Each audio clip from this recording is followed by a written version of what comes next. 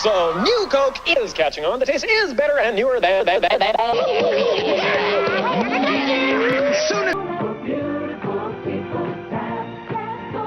The 1980s were a wild ride, but not everything was rad. From cringe-worthy fashion to annoying toys, we'll revisit what made us groan back then.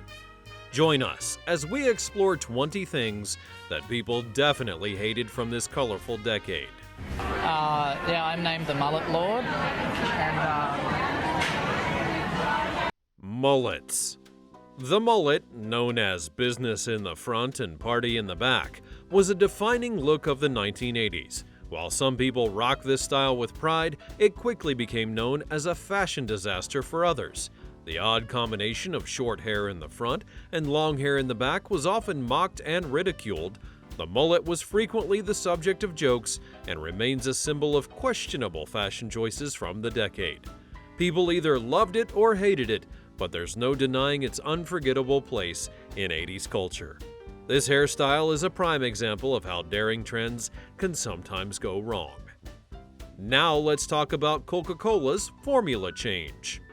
There's never been a better Coke, introducing the greatest taste discovery in 100 years. New Coke. In the 1980s, Coca-Cola made a bold move by changing its classic formula, introducing New Coke. This controversial decision sparked a massive public outcry. Fans of the original recipe were outraged, and many voiced their displeasure loud and clear. The backlash became so intense that Coca-Cola quickly reverted to the original formula, rebranding it as Coca-Cola Classic. This episode is often cited as one of the biggest marketing blunders in history and shows how strongly people can react to changes in their beloved products. The brief existence of New Coke serves as a reminder of how not every innovation is welcomed, and sometimes sticking to the classic is the best strategy. I designed the first clip-on shoulder pad right after I saw my first Joan Crawford movie. Shoulder pads. Shoulder pads were a prominent fashion statement in the 1980s, making their way into almost every piece of clothing, especially women's business attire. These pads were designed to create a broad-shouldered look, which was meant to convey power and confidence. However, many people found them to be overly exaggerated and unflattering. The wide-shouldered silhouette often looked unnatural and would become the subject of much ridicule. Even with their popularity, shoulder pads quickly became associated with the more awkward and less stylish side of 1980s fashion. They were a bold attempt to reshape fashion norms that ultimately missed the mark for many. The trend faded away, leaving behind memories of boxy jackets and dresses that were more comical than chic. They're cable knit leg warmers for dance, aerobics, or exercising for year-round fashionable style. Leg warmers. Leg warmers were a major fashion trend in the 1980s, often paired with exercise gear or casual outfits. These brightly colored knitted tubes were originally designed to keep dancers' legs warm, but they quickly became a popular accessory outside of dance studios. Many people found leg warmers to be unnecessary and unsightly. They were seen as a fashion item that added bulk without any real benefit, especially when worn over leggings or tights. Their popularity in dance and fitness culture, boosted by movies like Flashdance, did not translate to practical everyday wear for most people, and leg warmers are now often remembered as one of the more questionable fashion choices of the decade. Now it's time to discuss a fever that wasn't so fun. I don't have a lot of money, but I'm bringing everything. Pac-Man Fever. Pac-Man was a beloved game in the 1980s, captivating players of all ages. However, the commercial exploitation of Pac-Man led to what many called Pac-Man Fever. This frenzy extended far beyond the arcade, with songs, merchandise, and relentless marketing saturating popular culture. The sheer volume of Pac-Man-related products and promotions became overwhelming, and for some, downright annoying.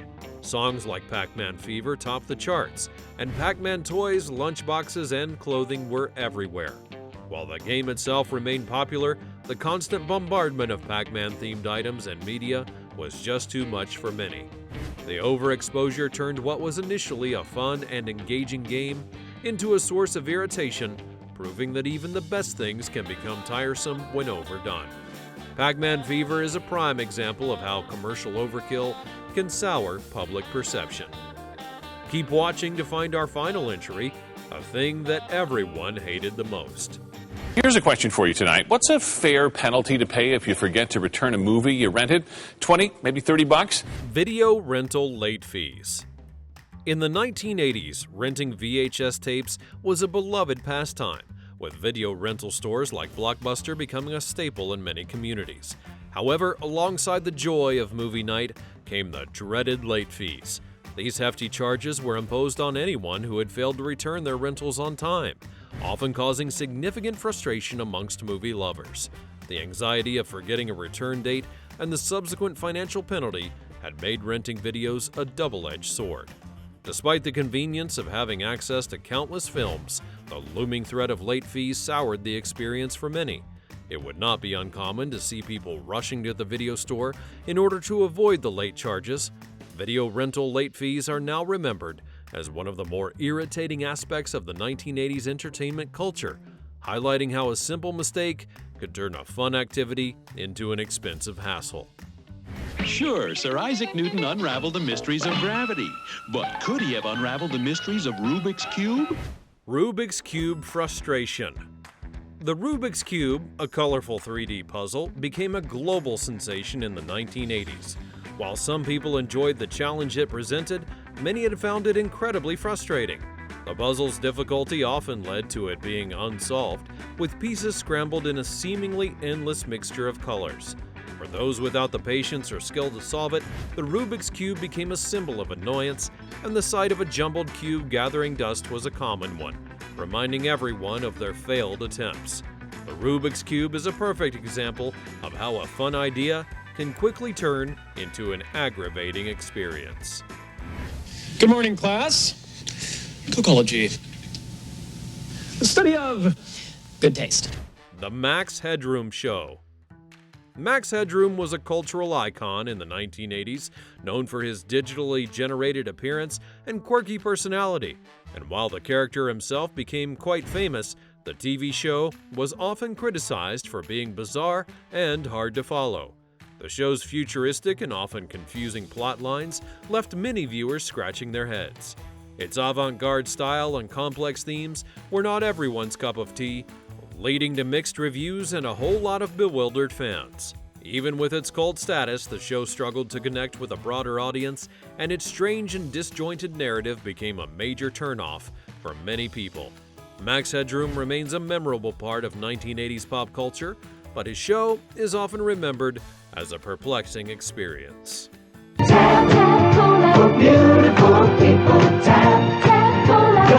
Tab Soda. Tab Soda was Coca-Cola's attempt at creating a popular Diet Cola in the 1980s. However, its distinctive aftertaste was a major turnoff for many consumers. While it had a loyal fan base, the majority of people found it unappealing compared to other sodas. Tab's marketing positioned it as a chic and calorie-free drink, but the reality of its taste did not live up to the hype. Despite its bold pink can and trendy image, Tab never achieved the same level of popularity as other Coca-Cola products. Its aftertaste became infamous, and many who tried it once never returned for a second can. This soda is now remembered more for its unique and often disliked flavor than for any kind of long-lasting impact that it had on the beverage market. Swatch Watch. Swatch Watches. Swatch Watches were a major fashion statement in the 1980s, known for their bold and often clashing designs. These colorful plastic timepieces were a hit amongst those who loved their quirky and unique look. However, not everyone appreciated the aesthetic. The loud colors and unconventional patterns made Swatch Watches a polarizing accessory. For many, the designs were too garish and did not fit in well with their style.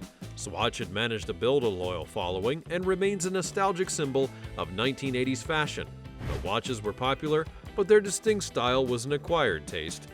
They stand out as a clear example of how the decade's fashion could be both innovative and divisive at the same time. Keep watching till the end to learn about a special thing that is still hated today. The parachute pants in the early 1980s were a different style than the ones before it. They were close-fitting and made of polyester or nylon. Parachute pants. Parachute pants were a flashy fashion trend in the 1980s, known for their shiny, baggy appearance. Made from nylon or other synthetic materials, these pants were often seen as an eyesore. Their exaggerated style made them stand out, but not always in a good way. The shiny fabric and loose fit were a stark contrast to more traditional clothing, making them a target for ridicule. Parachute pants were popularized by breakdancers and hip-hop culture, but many people outside of those circles had viewed them as being ridiculous. Despite their place in 1980s fashion history, parachute pants are often remembered more for their outlandish look than for any long-lasting style influence. In the new TV guide, Alf goes public with his private diary. His subject is life on planet Earth. The Alf TV Show. The Alf TV Show, featuring an alien puppet named Alf, garnered a dedicated fan base during the 1980s. This sitcom revolved around Alf, an alien who crash lands on Earth and lives with a suburban family. Regardless of its popularity among certain viewers, many had found the show to be irritating and silly, and Alf's wisecracking personality and antics were entertaining to some, but downright annoying to others. The show's humor and premise had led to mixed reviews from audiences. While some had appreciated its quirky charm, others could not get past the absurdity of an alien puppet being the central character. The polarized opinions made Alf a controversial part of 80s television, remembered fondly by fans, but often criticized by those who could not see the appeal. Now let's cover up an uncomfortable trend. On top of that, a sleeper sofa. You've got a beautiful sofa, you've got recliners, and you've got a sleeper sofa. 3 functions in one beautiful piece of furniture. Plastic sofa covers. Plastic sofa covers were a common sight in many households during the 1980s, used primarily to protect furniture from spills and wear. While practical in theory, these covers were generally disliked for several reasons. They were uncomfortable to sit on, sticking to the skin in warm weather, and making loud and crinkling noises with every movement. The aesthetic appeal of a nicely upholstered sofa was often ruined by the shiny clear plastic, giving living rooms an uninviting and clinical look. Even with their protective benefits, the inconvenience and discomfort they caused made them a widely unpopular choice. Most people who used them did so out of necessity rather than preference, and they're often remembered as one of the most less pleasant aspects of the 1980s home decor. Dee Snider here, getting ready to kick your ass on VH1's Top 40 hair bands of all time. Hair metal bands. Hair metal bands were a defining part of 1980s music, known for their catchy tunes, teased hair, and glam outfits. Bands like Motley Crue, Poison, and Bon Jovi dominated the charts with their over-the-top style and energetic performances. However, the flashy image and sound of hair metal were polarizing for many music fans, and while some had loved the genre for its fun and rebellious spirit, others loathed it for it being overly commercial and superficial. The extravagant fashion, characterized by big hair, makeup, and spandex, added to the divide, and critics often dismissed hair metal as lacking substance, focusing more on appearance than musical depth. Hair metal left a lasting impact on the decade, remembered both for its influence and its strong reactions that it provoked. Now let's bounce into a frustrating toy. Pogo Ball is what they call it when you're hopping and bumping everywhere. Pogo Ball is what they call it. Pogo Ball. The Pogo Ball was marketed as a fun and exciting toy, promising hours of entertainment. However, the reality often fell short of expectations. While it seemed simple, just stand on the ball and bounce, many kids found it challenging to use. Balancing on the Pogo Ball was tricky, and more often than not, attempts to bounce would end with frustration or even injuries. Falls and scraped knees became a common thing, making the toy less enjoyable and more of a hassle. Even with its bright colors and appealing design, the Pogo Ball did not live up to its promise of endless fun. Parents were often wary of the potential for accidents, and kids who struggled to master the toy quickly lost interest. The Pogo Ball is now remembered more for its difficulties and dangers than for the excitement it was supposed to provide. Keep watching so you don't miss our last entry that many still remember. The game is called lawn darts, and it is being exempted from a proposed ban by the FDA. Lawn darts. Lawn darts, also known as jarts, were a popular outdoor game in the 1980s that ended up being banned due to their dangerous nature. These heavy pointed darts were thrown at targets on the ground, but their design made them a significant hazard.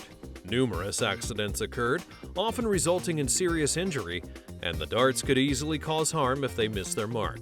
While being intended as a family-friendly activity, lawn darts quickly gained a reputation as one of the most dangerous toys of the decade. The risks associated with the game led to widespread concern and eventually regulatory action. The Consumer Product Safety Commission banned the sale of lawn darts in the 1980s, marking them as a clear example of how some toys can pose serious safety risks. Lawn darts are now remembered more for the dangers they presented than for any fun they may have provided. Now let's talk about musical overload.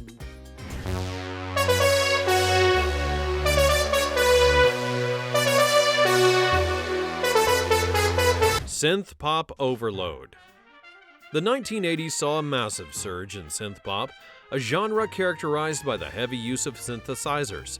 This new sound was a hit for many, with bands like Depeche Mode, New Order, and the Human League leading the charge. However, not everyone appreciated the electronic invasion. Traditional music fans often found the synthetic sounds overwhelming and missed the more organic feel of instruments like guitars and drums. The prevalence of synthesizers in nearly every pop song of the era led to what some called a synthpop overload. This overuse made the genre polarizing, beloved by some for its innovation and energy, but loathed by others for its perceived artificiality. With mixed reactions, synthpop left an indelible mark on the music landscape, defining much of the decade's sound. Unlike wearisome natural fibers like hemp, spandex has the electrifying ability to stretch over any contour. Absolutely, resolutely. Spandex Everything. Spandex was the go-to fabric for many clothing items in the 1980s, known for its tight and stretchy nature. From leggings to bodysuits, spandex was everywhere, making a significant mark on the fashion scene. However, the fabric also often led to unflattering looks, and its tendency to cling to the body highlighted every curve and line, sometimes in ways that were less than appealing. The overuse of spandex in fashion became a hallmark of the decade, with bright colors and bold patterns only adding to the exaggerated styles. While some embraced the comfort and flexibility that spandex offered, many others saw it as a fashion misstep. The trend of Spandex Everything is a clear reminder of how the 1980s pushed boundaries in fashion, sometimes with questionable results. Hi, I'm Yvette Mullings, and today we're talking about how to decorate with bowls of fake fruit and candles. Fake fruit decor. Fake fruit decor was a popular household trend in the 1980s, often used to add a touch of color to kitchens and dining rooms. However, many found this trend to be tacky and pointless. The artificial fruit, made from plastic or wax, rarely looked realistic and often ended up gathering dust.